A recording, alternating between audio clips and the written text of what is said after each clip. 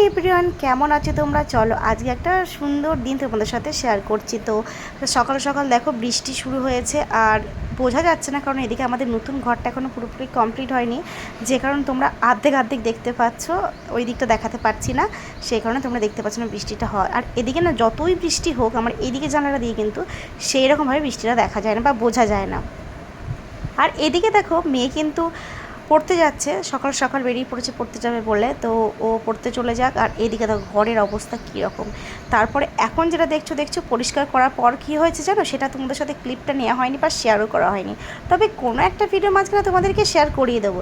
খাটটাকে এখন টিপটপ করে গুছিয়ে নিয়ে যে অবস্থা ছিল বিছানার, কিন্তু এই যে এটা দেখো তাহলে বুঝতে পারবে যে কী অবস্থা। আমরা এইদিকে জানলাটা ভেঙে তো দরজা হবে, তাই আমরা ভেবেছিলাম যে হয়তো আজকে ভাঙবে, যে কারণে আজকে খাটটাকে এদিকে ঘুরিয়ে নেওয়া হয়েছে। তো এইসব করতে করতে অনেক বেলা হয়ে গেছিলো। তারপরে বর বাজারে গিয়েছিল আর অল্প একটু মাটন নিয়ে এসেছিলো। আর আমার তো প্রচণ্ড রাগ হচ্ছিলো, কারণ সকাল থেকে এত কিছু হয়েছে কাজকর্ম, আর নতুন করে রান্না করতে খুব বিরক্ত লাগছিলো। আর তোমরা তো জানি ও মোটামুটি রান্না করতে জানে বা পারেও, তাই ও বললো ঠিক আছে চলো আমিই করে নিচ্ছি। তাই ও সব কিছু কিন্তু নিজে নিজে কেটে নিয়েছে, আর মা এই মশলা টশলাগুলো আর কি রেডি করে দিয়েছিল। আর এদিকে দেখো কেটে টেটে নিয়ে রান্নাও ও মোটামুটি শুরু করে দিয়েছে।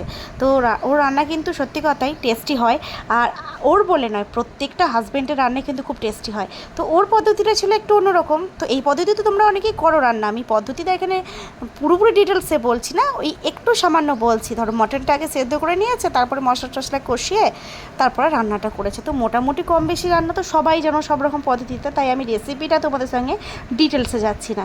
তো কিন্তু খেতে কিন্তু খুবই টেস্টি হয়েছিল, মিথ্যা কথা বলবো না। আমার ভালো লাগে, মোট কথা আমার বরের হাতে রান্না আমার ভীষণ ভালো লাগে। হ্যাঁ, এবার বলবে যে তোমার বর হয়তো সেই জন্য তোমার ভালো লাগে না গো।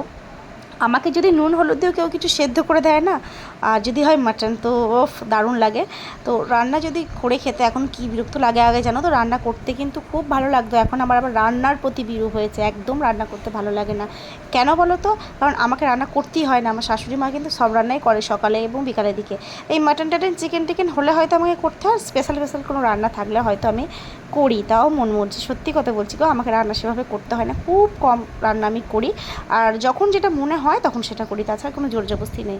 তাই অন্য কেউ রান্না করে দিলে আমার বেশি টেস্টি লাগে। আগে সত্যি বলছি রান্না করতে ভালো লাগতো, এখন জানি না কেন এরকম হয়েছে। তো এইভাবেই তো কাটলো দিনটা, আর বাকি থাকলো সন্ধ্যেটুকুনি তোমাদের সাথে শেয়ার করার। আর আজকে সন্ধ্যে করেছিল মেয়ে চাউমিন। তো চলো ভিডিওটা আজকে এখানে শেষ করছি, টাটা।